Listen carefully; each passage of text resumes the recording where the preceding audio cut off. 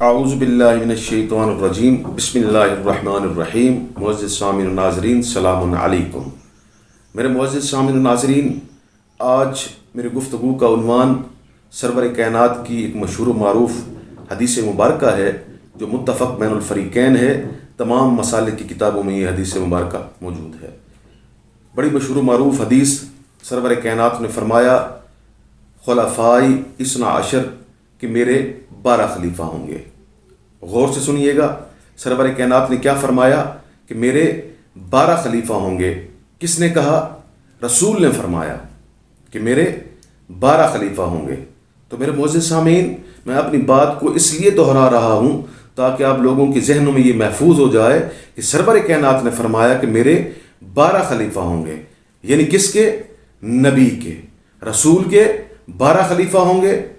تو اب میں ملت اسلامیہ سے سوال کرنے کا حق رکھتا ہوں کہ خلیفہ کس کے ہیں؟ رسول کے۔ خلیفہ کس کے ہیں؟ رسول کے۔ تو آپ کیوں بنائیں گے؟ آپ کو یہ کس نے حق دے دیا کہ آپ رسول کے خلیفہ بنائیں؟ تو میرے معزز سامعین، یہ بہت بڑا سوال ہے اور ملت اسلامیہ سے یہ سوال کر رہا ہوں کہ جب خلیفہ رسول کے ہیں تو آپ کو یہ کس نے حق دے دیا کہ آپ خلافت بنائیں یا خلیفہ بنائیں؟ تو میرے معزز سامعین، خلیفہ بنانے کا اختیار اللہ کے پاس ہے، رسول کے پاس بھی نہیں ہے۔ رسول صرف سفارش کر سکتا ہے۔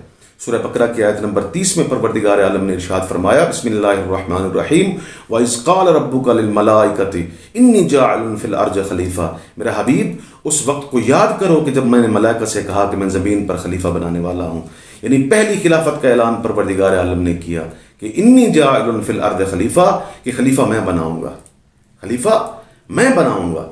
تو میرے معزز سامعین، خلافت یا خلیفہ بنانے کا اختیار یا اللہ کے پاس ہے، نبی صرف سفارش کر سکتا ہے، اور اس کی بھی مثال پروردگار عالم نے قرآن مجید میں دے دی۔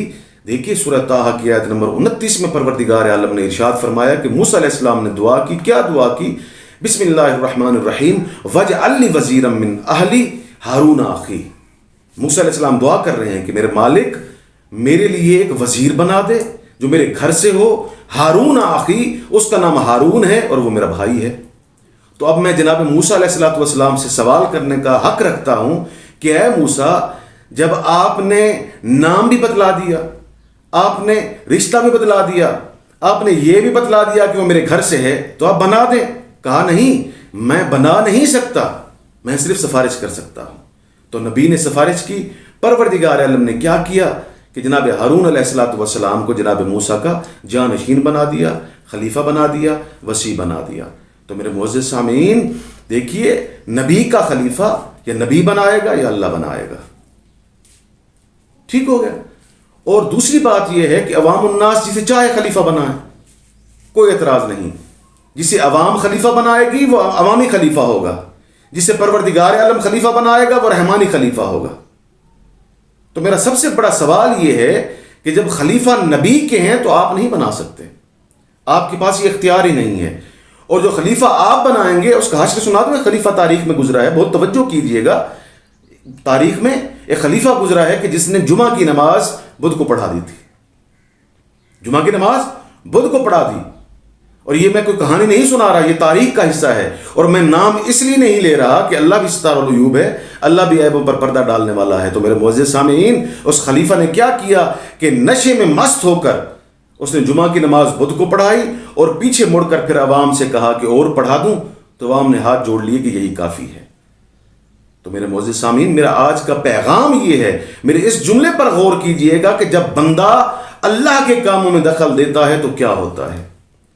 میرا آج کا جملہ یہی ہے کہ بندہ جب اللہ کے کاموں میں دخل دیتا ہے تو کیا ہوتا ہے۔ دیکھیے، وہ جمعہ کی نماز منگل کو بھی پڑھا سکتا تھا، وہ جمعہ کی نماز جمعرات کو بھی پڑھا سکتا تھا، وہ جمعہ کی نماز ہفتے کو بھی پڑھا سکتا تھا، وہ جمعہ کی نماز اتوار کو بھی پڑھا سکتا تھا۔ آخر اس نے جمعہ کی نماز بدھ کو کیوں پڑھائی؟ میرا مین سوال یہی ہے کہ اس نے جمعہ کی نماز بدھ کو ہی کیوں پڑھائی؟ تو میرے معزز سامعین، قرآن کی آیت کا ترجمہ ہے کہ بدھ منحوس ترین دن ہے اور جمعہ افضل ترین دن۔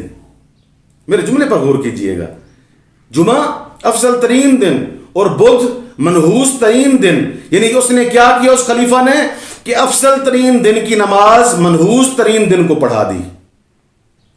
افضل ترین دن کی نماز منحوس ترین دن کو پڑھا دی.